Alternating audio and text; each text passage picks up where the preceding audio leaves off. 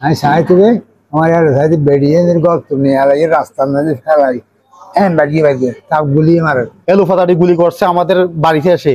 ওই ঘটনাকে দামাচাপা দেওয়ার জন্য একটা পাল্টা ডাকাতি মামলা করছে। আমরা একটাই দাবি জানাচ্ছি, ওনাদেরকে বলছি আমাদের জীবন খুবই ঝুঁকিপূর্ণ অস্ত্রগুলো উদ্ধার করার জন্য।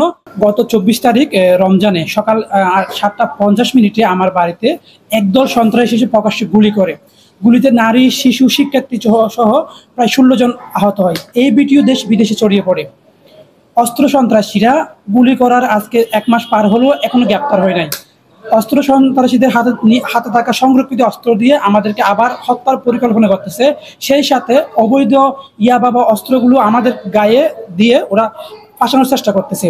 আসলে আজকে আমরা প্রশাসন এবং দেশবাসীর কাছে জীবন রক্ষার জন্য সংবাদ সম্মেলন করতেছি। আসলে আমাদের জীবন খুবই ঝুঁকিপূর্ণ, খুব ঝুঁকির মধ্যে আমরা বসবাস করতেছি। প্রতিনিয়ত আমাদের বিরুদ্ধে অপপ্রচার করতেছে এই উজান টিনোরের সন্ত্রাসীরা, অস্ত্র সন্ত্রাসীরা যারা প্রকাশ্যে গুলি করছে, এরা বদারকালী থেকে আরেকজন প্রকাশ্যে গুলি করা এই শহীদুল ইসলাম নামে সন্ত্রাসীকে নিয়ে এসে এখন পরিকল্পনা করতেছে।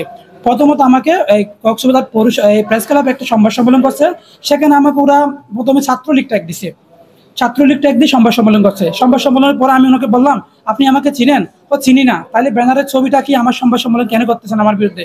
এটা বলার সাথে সাথে চলে গেছে। এই ভিডিও আমার কাছে সংরক্ষিত আছে। এরপরে গতকালকে এসে আবার সম্মেলন করছে শহীদুল ইসলাম এই ইয়াভাবে সেই ট্যাগ দিয়ে।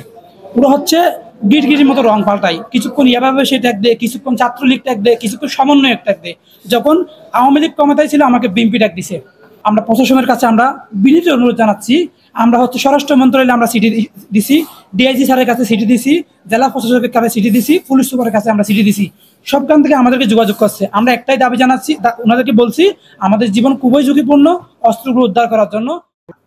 মালটা গেল হারাইয়ে জবিন নাই আমি আমি তো কুয়াশা হতে কেয়া নাই এড়ে এখন দিকাইয়ের আমি সাই থেকে আমার সাইডে বেরিয়ে গর্ত নিয়ে আলাই রাস্তার মধ্যে ফেলাই হ্যাঁ বাগিয়ে বাগিয়ে তাপ গুলিয়ে মারে আর একজন বুড়ি গুলি দেখি আমি আর রক্তার কিন দিয়ে দেয়াল আমি কেউ দেয়াল আমি কেউ তখন আজ বৌদিদার থেকে আর 8-10 জন আরো আমার বেড়া দৌড়ি তখন আর ফেলে রাখছে দৌড়তে লাগি বাড়ি গিয়ে কেউ গিয়ে খেয়াল লাগছে মর্যাদার মর্যাদা হয় আরো যে এইভাবে যে কল্যাণ করতে আরো বেশি তুই জানতো আরো বাঁচতাম চাই।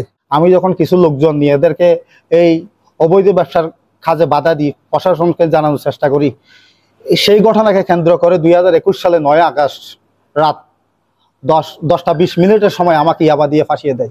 উক্ত ঘটনায় আমি 3 বছর 8 মাস প্রায় 4 বছরের কাছাকাছি জেল কাটে বেরোই।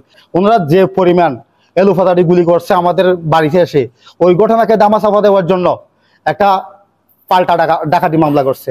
আমি প্রশাসনের কাছে যেহেতু খালার একটা মামলায় আমি যেহেতু জেলে গেছি, ওইটাকে আবার ওনারা টার্গেট করে আমাকে 1 নম্বর আসামি করে একটা ডাকাতি মামলা সাজায়। আমি মসজিদে ছিলাম, ইতিকা অবস্থায় আমাকে ডাকাতি মামলায় 1 নম্বর আসামি করে ওনারা। দেখেন আমি আবারও নিরাপত্তাহীনতা ভুগতেছি। ওনারা আমি লাস্ট 10-15 দিন ধরে দেখতেছি আমার নামে বিভিন্ন মিডিয়া, বিভিন্ন পত্রপত্রিকা, সামাজিক মাধ্যম, ইয়াবা ব্যবসায়ী, ইয়াবার গডফাদার, ওনাদের কারণে আমি আমি আমার কেরিয়ার হারিয়েছি, আমি আমার মান সম্মান হারিয়েছি। আমার বলতে গেলে আমার লাইফটা পুরাটাই ধ্বংস, একেবারেই ধ্বংস। ওনারা সবাই আমার নামে ওই ঘটনাকে টার্গেট করে, যেটা আমাকে ইয়াবা নিয়ে ফাঁসিয়ে দিয়েছে ওটাকে টার্গেট করে প্রতিনিয়ত নিউজ ছাড়ে। ওই অবৈধ অস্ত্রধারী সন্ত্রাসীদেরকে আইনের সর্বোচ্চ যে শাস্তি আছে শাস্তির আওতায় এনে শাস্তি দেওয়ার জন্য অনুরোধ করছি।